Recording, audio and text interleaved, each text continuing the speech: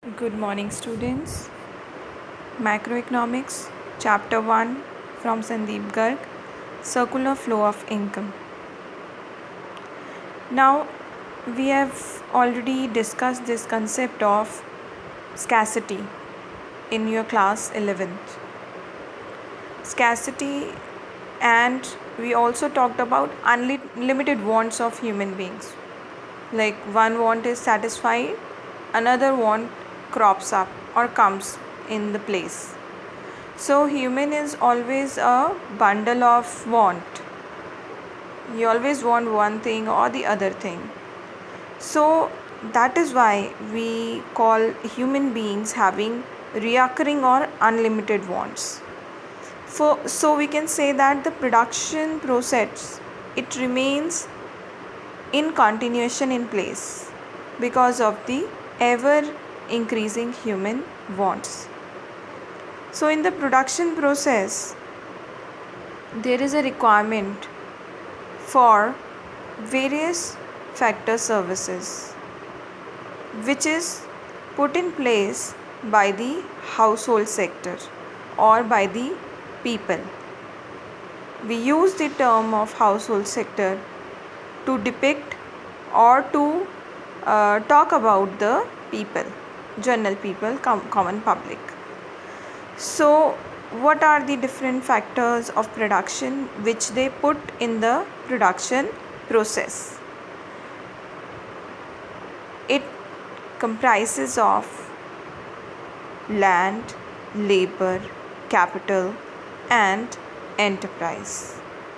These all things are being contributed by the household sector and they are known as factor services. They are used for the production of goods and services, which is a continuous process because of ever increasing human wants and demands in the society or in the economy. So there are 3 points in the introduction which are given. Firms produce goods and services with collective efforts of factors of production which is supplied by the household. So we know what are the factors of production now, the 4 factors of production. Yes, so these are being used by the producing sector or by the firms. Firms in turn makes the payment to these factors of production.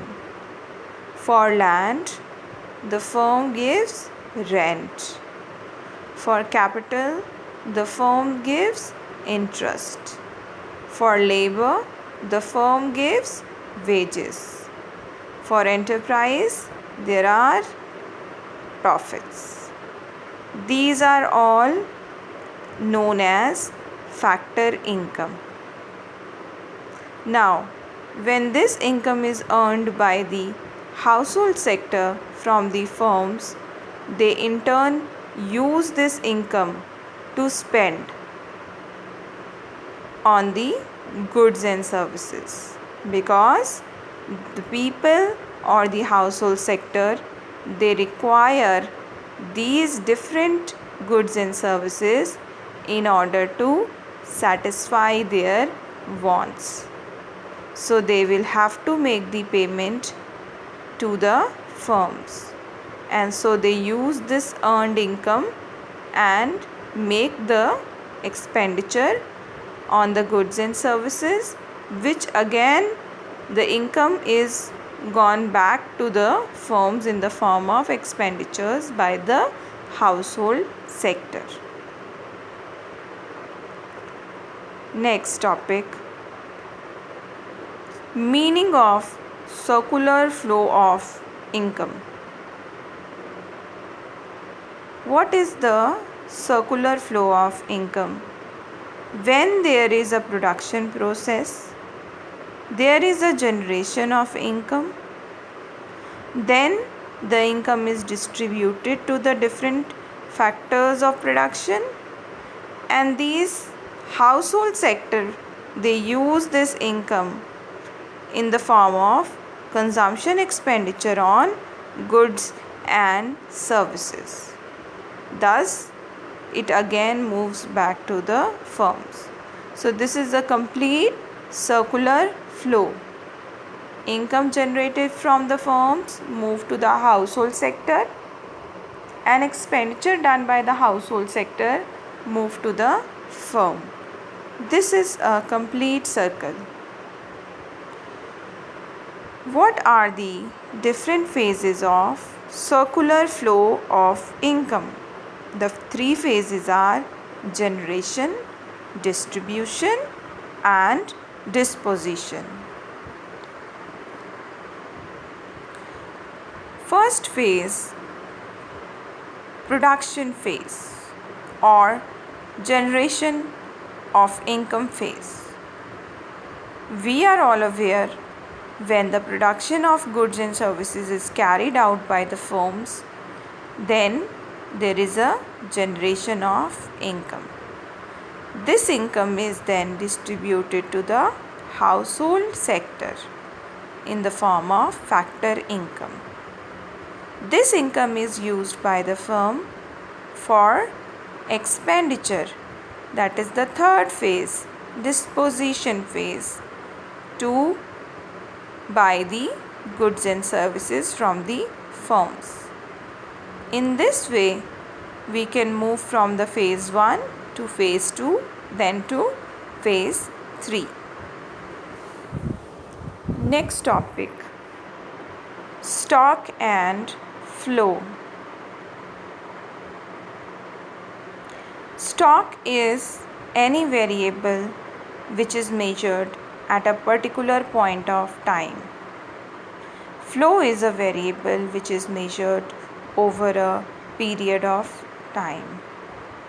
Now, if we talk about some examples, some simple terms, let's say the stock which is there in a particular warehouse on a particular date. So that is known as a stock. That particular goods which are there in that warehouse. There are so many examples of stock. For example, if we are talking about the population of a country at a point of time, that is also a stock concept. As far as the examples of flow are concerned, when we are talking about the birth rate in an year, here we are actually dealing with flow concept. We talk about a period of time, over a time, it can be a week, it can be a month, or it can be an year also. Let's have a more clear concept by using a very good example in your books of a water tank. If you can see at the bottom of the page, there is a stock of water in a tank given. It is stock concept. Why?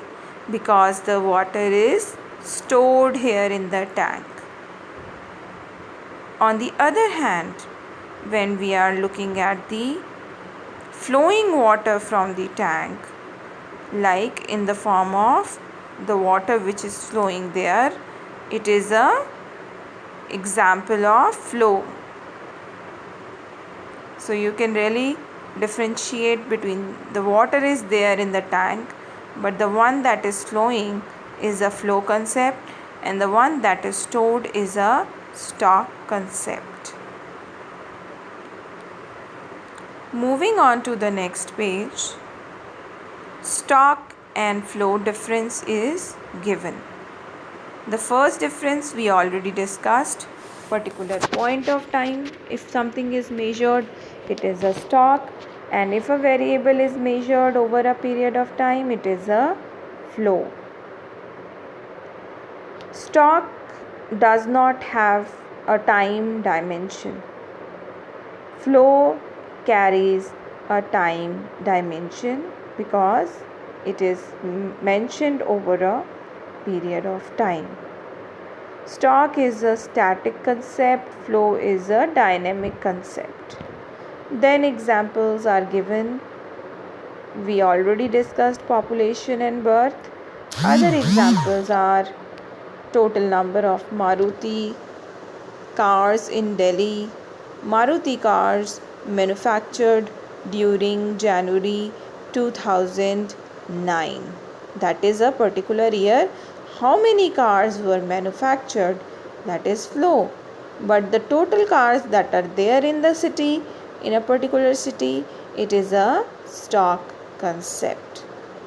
Please go through the entire examples given here. Next topic, types of circular flow. Real flow and money flow. Real flow, it refers to those factor services from household that are moving from the household to the firms, and then the goods and services which are produced in those firms, it is moving from them to the household. So we are actually referring to the movement of factor services and the movement of goods and services. When we are talking about these things, it is a real flow. Then why a money flow is different? Because in money flow, we talk about money. There is a movement of money. When we say in real flow, the factor services are moving from household to firm, then the payment is made in the form of factor payment or money. So that movement of money is a money flow. Again, when the household is purchasing goods and services, it is doing expenditure. It is doing expenditure on them. So there is a movement of money from the household to the firms. That is money flow. So we can see a difference, a clear difference. When we see the money that is moving between the two sectors, it is a money flow. When we see other factor services of goods are moving, then it is a real flow. So real flow is also called a physical flow because there is no involvement of money. Real flow, it tells us about the growth in the economy. How much growth is there in the economy? When more factor services are there, then obviously the production will increase and this will result in the economic growth. So magnitude of growth is measured with the help of real flow. That is very, very important to understand. So if you are asked in the question, in your question paper, types of flows, you will discuss the flows and you will also draw the figure that is given on the right hand side. Next page.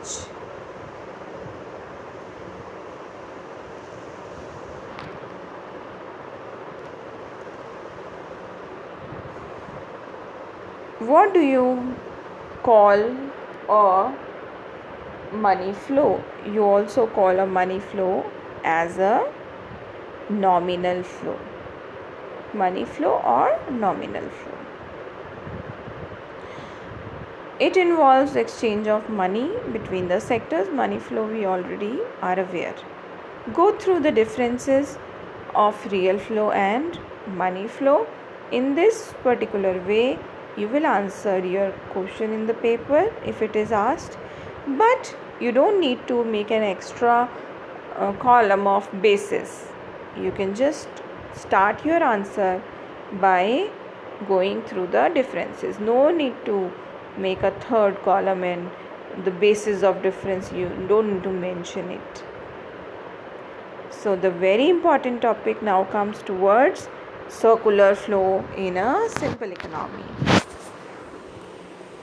We must try to understand that a two-sector economy, we only take household sector and firm sector. This is the most simple circular flow to understand, and this is in your syllabus also. The complicated ones are not in your syllabus. A simple economy has only two sectors.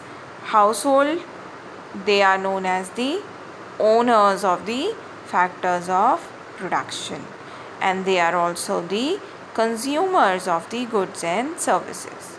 Firms, they are the producer of the goods and services. They produce them, and the household sector buy them. Closed economy. This two-sector economy is also known as closed economy, when the economy has no relations with any foreign country or the rest of the world. Now we will discuss the assumptions. First assumption, there are only two sectors. There is no government or foreign sector. So first assumption is we are taking a simple model of closed economy. Second important point or assumption, household supplies factor services to the firms. Okay. Third assumption, firms produce goods and services and sell their entire output to the household. All the factor services are assumed to go from household to firms, and all the goods and services are again then sold by the firms to the household. Household receive the factor income, and they also spend the entire amount of money they have on the consumption of goods and services. Why we say this? Why we say that the entire factor services are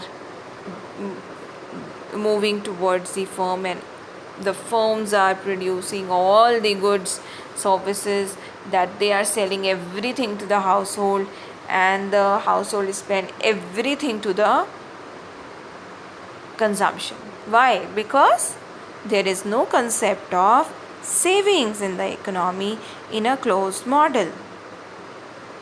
Household is not saving money, and profits are not saving any of their profits, because there is no financial system which is taken in this model.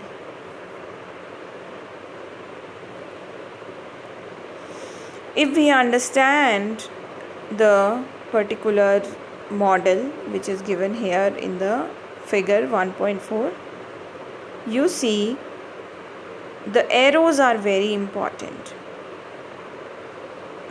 We should know the flow from where it is going and to which direction. Let us discuss the flows one by one. Outer flow, from household to firm, the factor services are moving. Again, for these factor services, what is it used for? Production of goods and services. So now, outer flow, the goods and services are moving from firms to the households. Students, is it a real flow or is it a money flow? Money is involved in the outer flow? No, no money is involved. Services and goods. So, this is a real flow. The outer flow is a real flow. Then, for the factor services that household is giving to the firm, what is it receiving in place of it? It is getting factor payment from the firm to the household. It is the inner flow. The payment is being made for the services, and household is doing consumption expenditure, moving from household to firm as the arrow suggests. In the inner flow, there is a movement of money between two sectors involved. So, we say that it is a money flow.